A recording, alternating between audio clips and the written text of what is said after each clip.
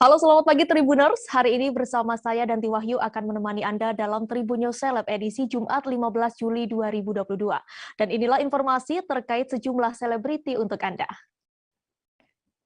Kita menuju ke informasi pertama Tribuners. Via Valen dan Chevra Yolandi melangsungkan pernikahannya pada Jumat 15 Juli pagi ini. Diketahui akad nikah keduanya dimulai sekira pukul 7 waktu Indonesia Barat. Prosesi pernikahan Via Valen dan Chevra Yolandi sendiri telah dimulai sejak Rabu 13 Juli 2022 di kediaman Via di Sidoarjo, Jawa Timur. Dalam pernikahannya, Via Valen dan Chevra Yolandi akan menggunakan busana adat Jawa.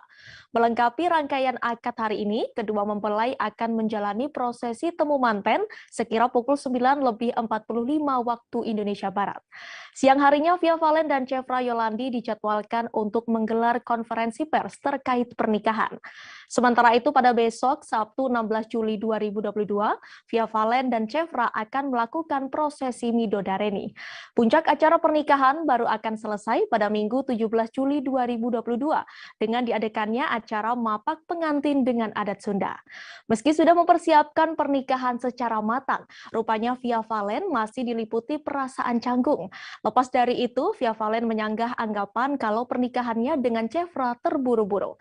Sebagaimana yang telah diketahui, Via Valen resmi dilamar oleh Chevra Yolandi pada bulan Mei 2022 lalu. Rangkaian acara pernikahan pelantun sayang ini pun dimulai pada 13 Juli hingga 17 Juli 2022 dan akan disiarkan secara langsung di televisi.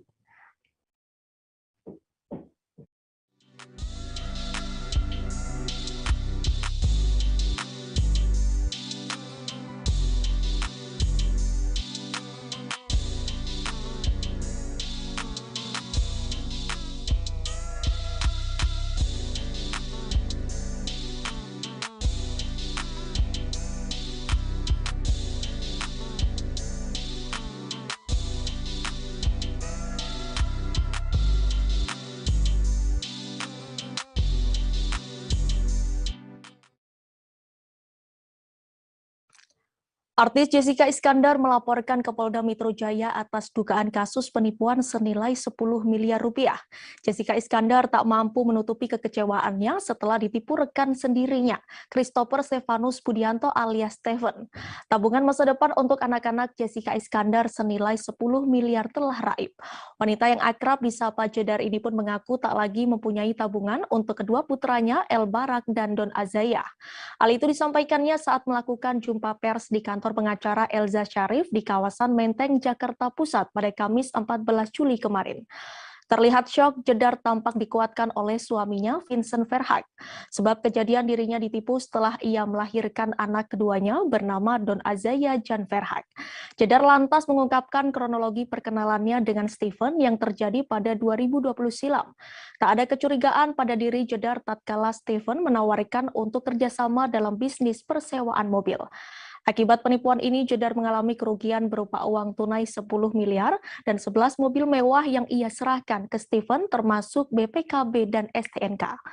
Meski demikian, Jedar memilih menyerahkan kasus ini pada kepolisian melalui jalur hukum.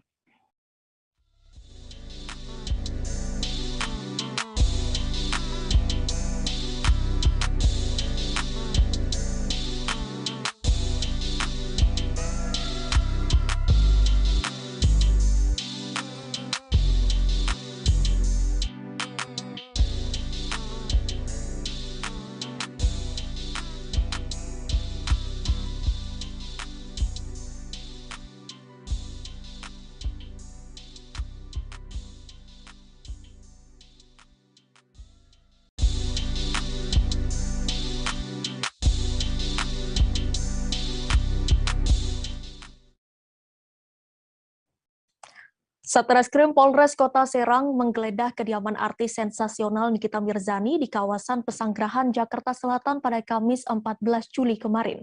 Kabid Humas Polda Banten Kombes Pol Sinto Silitonga mengatakan penggeledahan tersebut dilakukan guna menemukan alat bukti terkait kasus pelanggaran UU ITE yang menjerat artis ibu kota tersebut. Polisi pun menyita satu buah gadget iPad dari hasil penggeledahan kediaman Nikita Mirzani. Sinto menerangkan gadget tersebut disita sebagai barang bukti dari kasus dugaan pencemaran nama baik melalui media sosial yang dilaporkan oleh Dito Mahendra. Saat penggeledahan dilakukan, Nikita Mirzani disebut tidak berada di kediamannya. Kendati demikian, hal tersebut tak lantas menghambat kedatangan Satreskrim Polres Serang Kota. Menurut Sinto, pihaknya telah mendapat penetapan izin penggeledahan dari Pengadilan Negeri Jakarta Selatan pada Senin 4 Juli dan Kamis 7 Juli. Sinto memastikan pihaknya akan menyelesaikan perkara yang melibatkan Nikita Mirzani tersebut.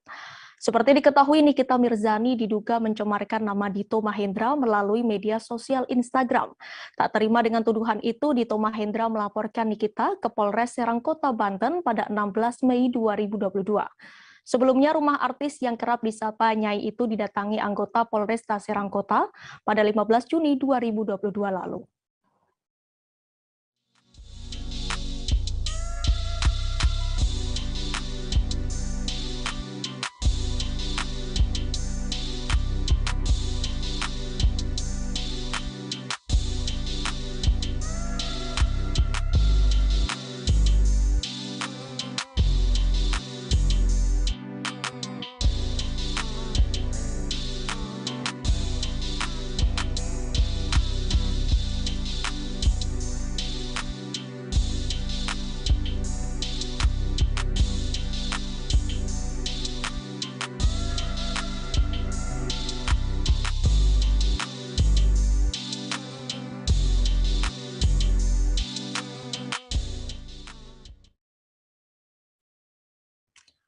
Putra Siregar membantah kesaksian Nur Alamsyah yang dibacakan oleh Jaksa Penuntut Umum di sidang Pengadilan Negeri Jakarta Selatan pada 14 Juli kemarin.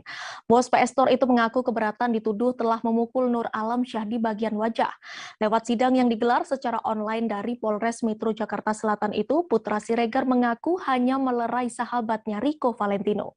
Sebab pada saat itu Putra Siregar mengaku melihat Rico dikerumuni banyak orang, sehingga ia berniat untuk membantu. Suami Septia Yetri Opani itu mengaku ada gerakan melindungi diri, karena ia merasa diprovokasi oleh orang-orang yang ada di kafe tersebut.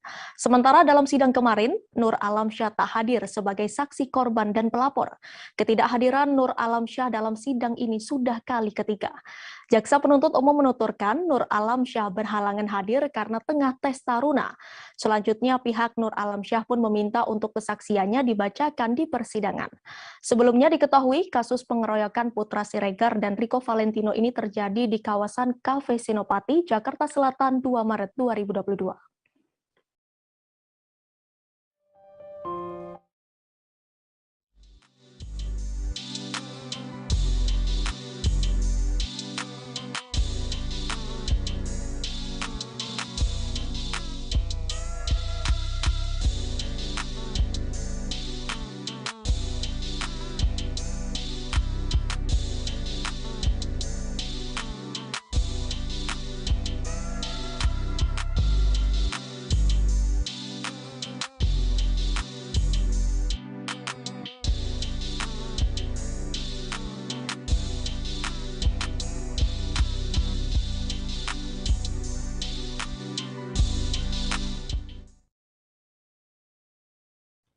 Kita beralih ke informasi lainnya, Tribuners. Aktris Ussy Sulistyawati belum lama ini tengah merayakan ulang tahunnya yang ke-41 tahun. Sebagai kado ulang tahun, pelantun lagu Klik itu mendapat hadiah mobil dari suaminya Andika Pratama. Hal ini diketahui Tribuners dari unggahan Instagram pribadi @ussy_pratama pada Rabu 13 Juli. Dalam unggahan tersebut, Ussy Sulistyawati terlihat mendapat hadiah mobil berwarna putih. Namun sebelum hari ulang tahunnya tiba, Ussy Sulistyawati sempat dibuat kesal oleh Andika Pratama. Lantaran permintaannya tak dituruti dan Andika Pratama hanya diam saja tak memberi respon. Padahal biasanya sang suami selalu mengusahakan mewujudkan apa yang ia minta. Bahkan wanita kelahiran 13 Juli 1981 itu sempat berpikiran suaminya telah berubah. Namun siapa sangka keesokan harinya Andika Pratama memberikan hadiah mobil sesuai permintaan sang istri. Mendapat hadiah sesuai dengan yang diinginkan, Ussy Sulistyawati merasa sangat bersyukur. Ia pun lantas memuji suaminya yang dinilai sangat pekerja keras, setia, dan pengertian. Wanita kelahiran Jakarta itu berharap agar rezeki suaminya berlimpah dan berkah untuk keluarga dan orang banyak.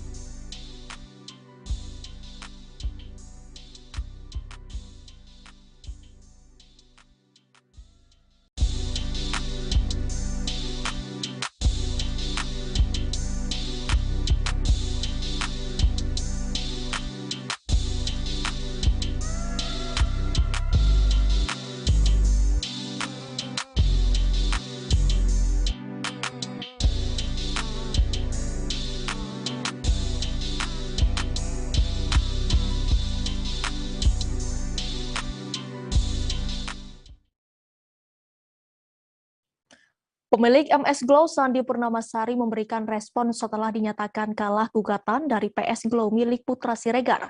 Sandi Purnamasari mengaku tak terima saat dinyatakan merek dagangnya memiliki kesamaan dengan merek PS Glow. Sandi Purnamasari mengaku bahwa merek dagangnya sudah ada lebih dulu. Atas kekalahan gugatannya, merek MS Glow diminta untuk membayar ganti rugi hingga lebih dari 37 miliar kepada pihak PS Glow. Melalui postingan di akun Instagram @sandipurnamasari, istri Juragan 99 tersebut meluapkan kekecewaannya. Ia tak terima dengan putusan atas gugatan tersebut dan merasa lebih dirugikan. Sandi mengaku sedih lantaran pihaknya telah berjuang untuk membesarkan usaha MS Glow miliknya. Sandi menilai putusan ini tak adil hingga menyentil pihak Pengadilan Negeri Surabaya. Sebelumnya, Majelis Hakim di Pengadilan Negeri Surabaya membacakan isi putusan gugatan pada Selasa 12 Juli lalu. Dalam putusan tersebut, PT PS Store Glow Bersinar Indonesia atau PS Glow menjadi pemilik hak eksklusif atas penggunaan merek dagang. Merek dagang PS Glow pun telah terdaftar pada Direktorat Jenderal Kekayaan Intelektual Kemenkumham untuk jenis golongan barang atau jasa kelas 3 kosmetik. Para tergugat pun tak berhak dan melawan hukum lantaran memiliki kesamaan pokok dengan merek dagang PS Glow dan PS Store Glow.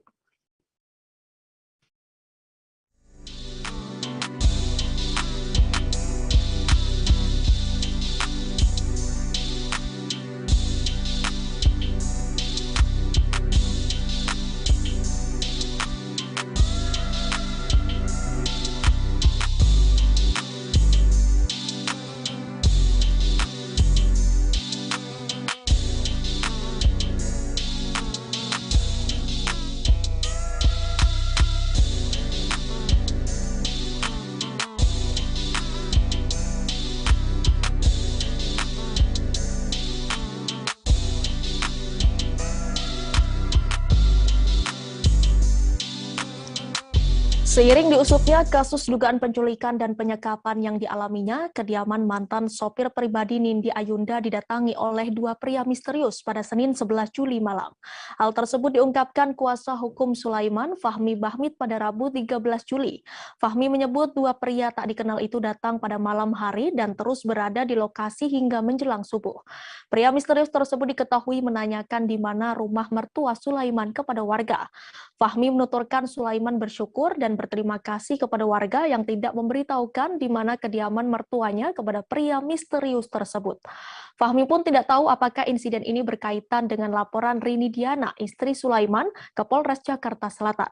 Seperti diketahui, Nindi Ayunda dilaporkan oleh Rini Diana ke Polres Jakarta Selatan pada 15 Februari 2021 dengan kasus dugaan penculikan dan penyekapan. Polres Jaksel menindaklanjuti laporan ini dengan memanggil Nindi Ayunda pada Jumat 8 Juli pekan kemarin. Namun Nindi Ayunda serta kekasihnya Dito Mahendra tak memenuhi panggilan penyidik Polres Jakarta Selatan. Kasat Reskrim Polres Metro Jakarta Selatan AKBP Ridwan Soplanait mengatakan Nindi Ayunda akan dipanggil kembali pada Jumat 15 Juli hari ini. Ridwan menegaskan bila sang artis tak hadir dalam pemanggilan tersebut, pihaknya akan melakukan tindakan prosedural atau jemput paksa.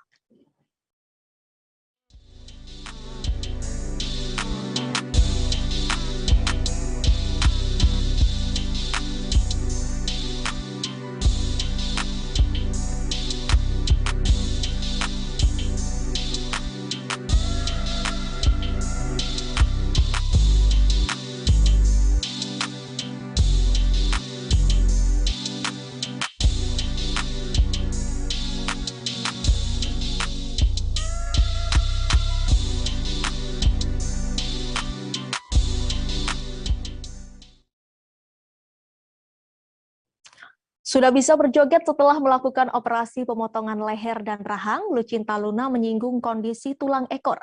Lucinta Luna kembali mengupdate kondisi terkininya pasca operasi pemotongan leher dan tulang rahang. Masih dalam balutan wajah penuh perban dan memar, Lucinta Luna terlihat mulai membaik. Dalam balutan baju berlengan kekelawar yang tampak mirip daster, Lucinta Luna berjoget dalam suasana remang-remang di akun TikTok-nya. Dirinya tampak menggerakkan gerak tangannya ke atas kanan dan kiri. Diketahui diketahui Lucinta Luna telah selesai menjalani operasi keduanya. Ia melakukan perbaikan di rahang dan melakukan bedah operasi tulang ekor. Lucinta Luna memplesetkan tindakan bedahnya dengan gergaji rahang dan potong tulang ekor. 1 hari setelah operasi kedua selesai, Lucinta Luna nampak masih terbaring di rumah sakit. Seperti diketahui, sebelum operasi kedua, Lucinta Luna telah melakukan pembedahan di bagian leher dan sebagian kepala. Ia menyebut akan melakukan pemotongan untuk menghaluskan suaranya.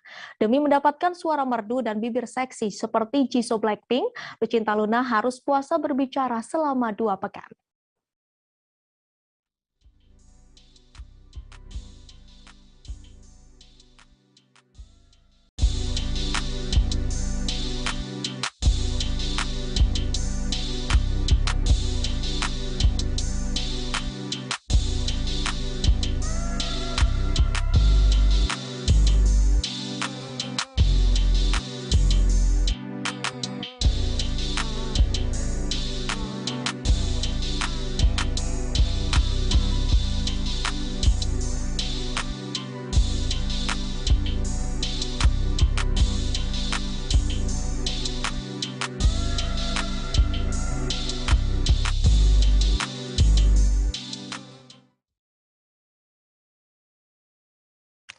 Anak dari mendiang Vanessa Angel, Galaskai Ardiansyah, merayakan ulang tahunnya yang kedua pada Kamis 14 Juli kemarin. Perayaan pertambahan usianya itu digelar mewah hingga membuat Galaskai mendapatkan sorotan publik. Pesta ulang tahun Galaskai kali ini terbilang istimewa lantaran dihadiri banyak selebriti papan atas. Lewat berbagai unggahan di media sosial, beberapa selebriti terlihat bagaimana mewahnya ulang tahun Galaskai.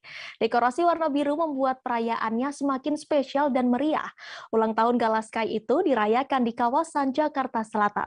Tamu undangan yang hadir juga mengenakan warna biru sesuai tema acara ulang tahun. Fuji dan Torik Halilintar tampil kompak dengan mengenakan seragam pelaut. Tampak beberapa artis kenamaan tanah air hadir dalam acara itu, mulai dari Nagita Slavina, Ria Ricis, Rahel Fenya, Melanie Ricardo, dan masih banyak lagi. Artis cantik Tia Arista juga hadir dan menyampaikan doa terbaiknya untuk Galaskai.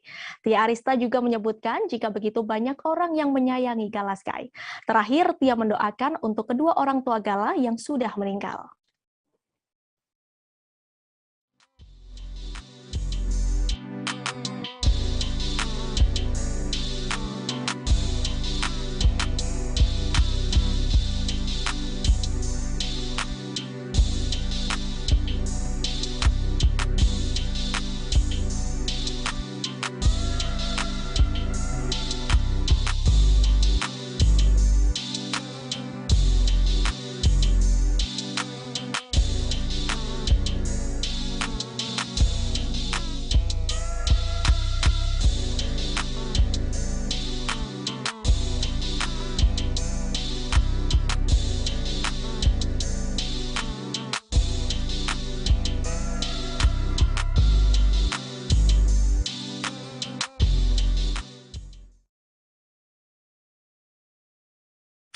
Menuju ke informasi terakhir Tribuners, di tengah kabar perceraiannya dengan Sule, Natalie Holscher membeberkan kriteria pasangan untuknya kelak.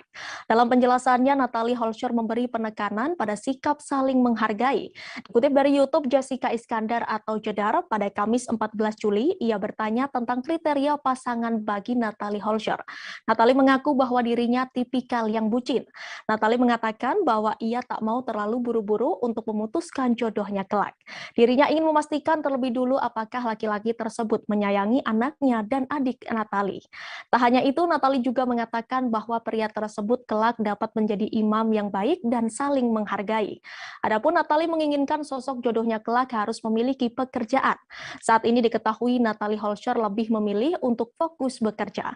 Natalie meyakinkan Jedar bahwa dirinya bisa untuk move on dari Sule dan berpikir positif. Mendengar jawaban Natalie, Jedar yakin bahwa jodoh akan datang di waktu yang tepat. Jedar juga berharap Natalie dan Sule dapat saling bermaafan saat sidang mediasi kelak.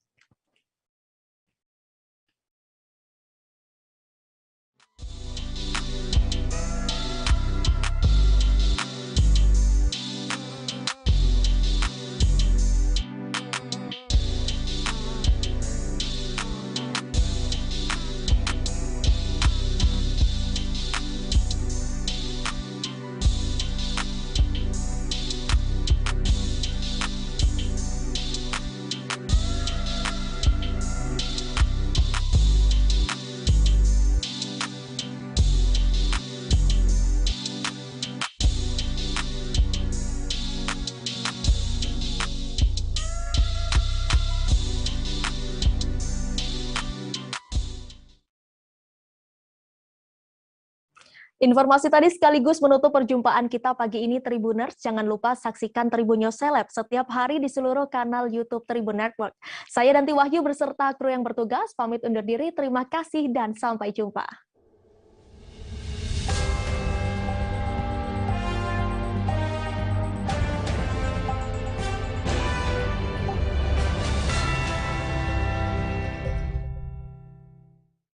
Jangan lupa like, subscribe, dan share ya!